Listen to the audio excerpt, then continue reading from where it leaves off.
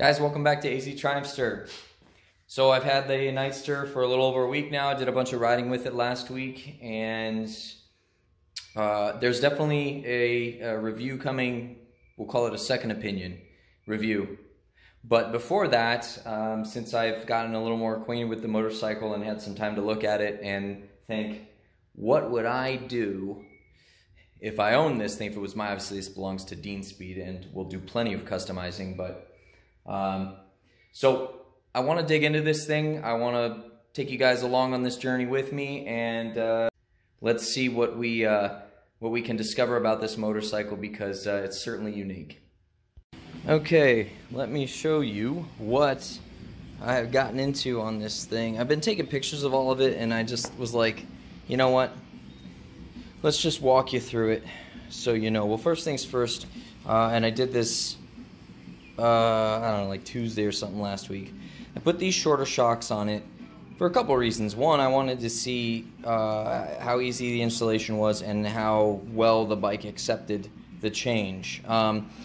So it was a straight swap, just like a regular Evo Sportster, like I'd done on my Sportster 72, and I'm sure a ton of you have done on your dual shock bikes. The difficult part was finding a jack point. With this motor being a stressed member, and by the way, this gas tank being some sort of durable plastic, it's a little tough to find a jack point. I had to do kind of like an off-camber sort of jack point using the exhaust, the muffler support arm, and then the motor on the other side.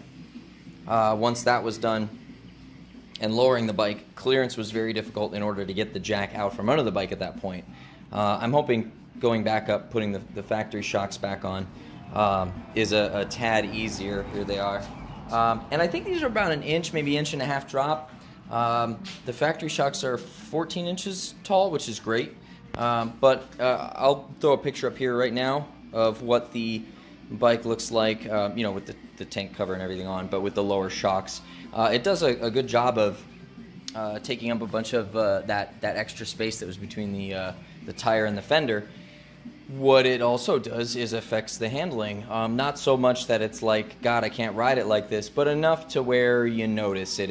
It runs a little bit wider. Still handles great, but where with the factory shocks you could pick a line and it would cut it almost to the point to where you could turn in even harder confidently. This one draws that line and maybe even puts you a little bit outside of it if you're, you know, not really digging in. So moving on. So this is how this gauge is going to come off. You've got your two bolts here that line up with that guy and that guy. I foresee some super simple aftermarket options coming where these can mount to a T-bar super easy, or you can relocate it very easily. Hopefully whatever bracket is offered will cover the back of this if it's elevated so that you're not seeing that. Stay. I was able to slide these blinkers down. They were up here. I moved them down. I think it looks a little bit better. This cowl is a pain in the ass. I don't know if you can see. Yeah, so see how it's mounted with those weird clips? Super easy to put on. I'm just done. I gave up on trying to pull it off. So, but the cowl is affixed to a skeletal sort of bracket that then affixes. Well, no, I'm sorry. The headlight is part of that, and then there's a secondary bracket here. Maybe I can just show you. Yeah, so this is like the bracket that holds like the entirety of the assembly, and then you see that bolt right there. That's your swivel point for the headlight, which that secondary bracket is part of that headlight as well as this cowl, so all that moves as one. Okay, well, what's the most blaringly obvious thing here? Oh, another thing I did, and I have a forward control kit for this thing, but being that it's an ABS system, I didn't want to disconnect the lines and have to worry about getting that system bled yet. But I put these secondary option pieces here, which is just two bolts, and And so that allows you access to this point, and where is it? Down there. Boom. And I would assume that's not only the forward controls, but also any sort of accessory for the front of the bike, like a highway bar or something, which Dean Speed, I know, will be making for this thing. Something I noticed, pretty sure, I don't know how well you can see it, pretty sure the battery's down there. Almost positive. There you go. So, that's interesting.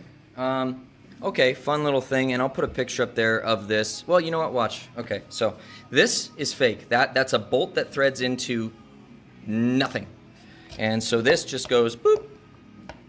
Come on, there you go. Comes right off. There's your air in. Of course, there's your air box. So that's how that works. So far, come on now. Let me put this back on. I don't want to drop or lose anything. I've got a lot of loose bolts and stuff. So far, everything's been a Torx bit, except for that particular nut, screw, whatever, was a metric size. Found that interesting. Behind this cover, and I'll just put a picture of it, you've got your rear master reservoir as well as your OBD2 connector. Moving on. Okay, so here's your tank, or quotations, tank. See? It's a thin piece of metal. It's a cover. I'll have an opportunity to share with you my opinion on that later in this video. There we go. And the cover itself was very easy to take off. Stay. First, you just remove this, and then I got a picture up there. But it's these two and those two, and it literally just fits on. The gauge was still on when I took it off. You just got to be careful. You don't have to actually take the gauge out of the way to do that. So far, this allows 4 inches of rise over the current bars. So as long as the brake side, because what you have is a soft line here to a hard line connection all the way back, and I believe probably your ABS module or something's back in there. There's a banjo down there, and again, if you wanted to go with a longer brake line in the front, because I'm not quite sure yet. You know what? Let's pause this and check real quick. Okay, so by the way, real quick, before I forget, these pieces, this one and your brake, rotate completely independent of the control clusters, so you can set them wherever you need to, and then I'll get to these in a minute. So I took this off and tried to hold it up, and there's absolutely no slack, maybe an inch, which at that point, what's the point, right? So I went ahead and took off the cover for the airbox, and it was super easy. Just an extension to each of these points. Sorry, here, I used a magnet to fish those out so I wouldn't lose them. This plug's super easy to get undone from there. And this is inside your airbox. Yeah, a little not what I expected. Looks like you've got maybe some sort of sensor line or vacuum line coming off. Only that? Yeah, because I can see the hole down in there. There's your throttle body. Okay, so what I can say from this is this looks like it has the opportunity for some very simple and easy upgrades. A higher flow air filter for sure, something that's probably lower profile, and then velocity stacks. Because as long as the air in this airbox isn't too turbulent or chaotic, velocity stack is going to help with the flow. At different heights, from my experience, make a difference in when you experience the additional power low end, high end. So that's kind of cool. Oh, and then the reason I took the airbox cover off was to get to this. Right there is the banjo for the brake line. The one behind it is, I think, the sensor for the ABS system.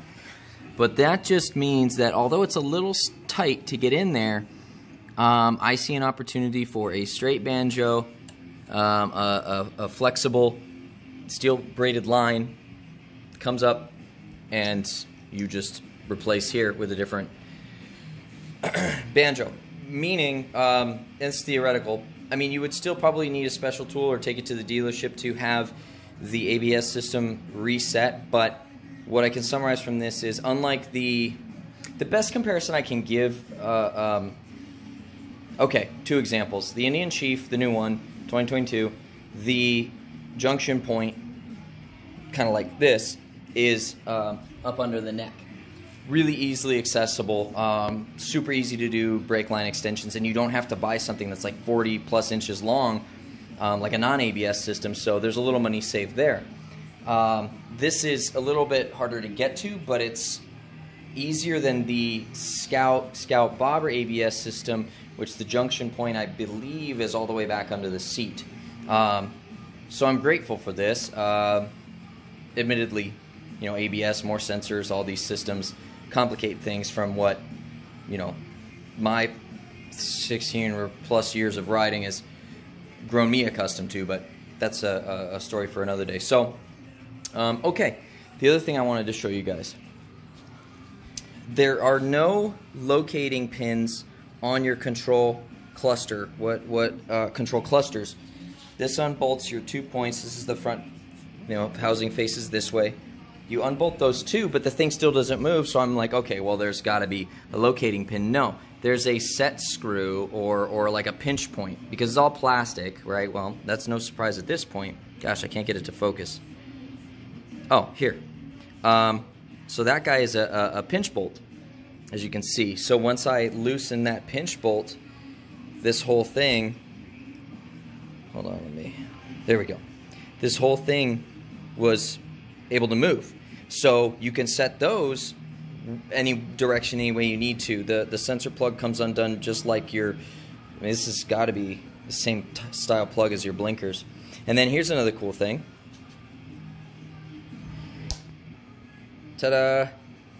So this is a tube for your grip with another pinch point, so you can set that rotation as well as depth. Okay, onto the bar end mirrors. We've got, it's a threaded screw. So you have like this, there's no actual like clamping bar end. This screw right here is just to set your mirror upside down, right side up, rotation. This screw goes into here, okay? And then so far as I can tell, this is either press fit or glued in to the bar end itself. So I see an opportunity here because you know, for example, Dean, and this is a 7/8 bar, so I'm really hoping that our Dean Speed Customs 7/8 bar and mirror adapter kit that we use for the Scout will work for a set of bars that have 7/8, not factory, because this is here. I mean, obviously we removed that, might be the case, but the Dean Speed ones are an expansion style, so as you tighten the bolt down, it expands inside the bar, so you can set the rotation, you can set the depth. The only thing I foresee is maybe the necessity of like a washer between the bar end and the actual piece, so that way you don't run into, not an issue so much on this side, but this side with your throttle rotation. But as it stands with the current setup, your clutch and your wires afford you length to put different bars. Your brake line does not. But I have a feeling I'll be changing that soon. The other thing I'm going to do here before I'll probably put everything back together, right? I'm going to heat up these reflectors and get them off the fork tubes. The rear one I already pulled that off, was super easy. These don't appear to be any sort of adhesive. I think they're bolted to some piece that's behind the fender strut, which I found is an entirely cast piece, much like the Softails, not like the previous Sportster where it's just a cover. So this isn't even a spacer, this is all cast as part of this fender strut. Man, that's a lot to cover. I'm trying to think if there's anything. These pieces are affixed to the frame just like the cowling is, with that weird clip thing. I'm trying to get it back in picture. There you go. So those are affixed that way. I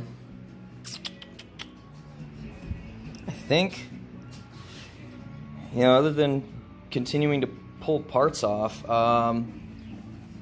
your oil fills right here, your oil filters right there, really super easily accessible and low on the left side of the motorcycle, so if you're doing an oil change yourself, it looks like it might be rather easy. I found something else. I was just really curious.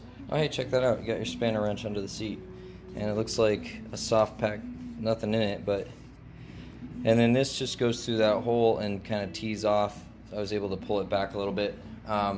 But I was curious. I wanted to see how easy it was to get the rear fender off and what it gave me access to. So if you don't like those factory reflectors, just 2 bolts.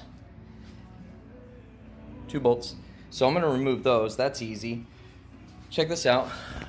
Your rear blinker / tail light, single bolt. This also looks like, theoretically, it would allow you to get to this bracket if you want like a shock mount license plate or swing arm mount license plate.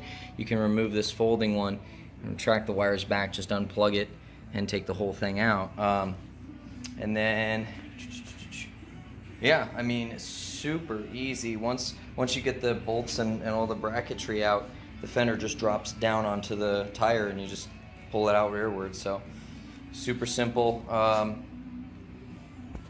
The Fat Bob was similar. I found it easier to dismount the struts here, pull the entire assembly off once everything was unplugged, and that's how I was able to do my Custom Dynamics license plate and tail light. But I will say the previous gen Sportster was much more difficult to get the entire rear fender. If you just wanted the metal piece in order to like powder coat it or paint it or chop it or whatever, this was much easier.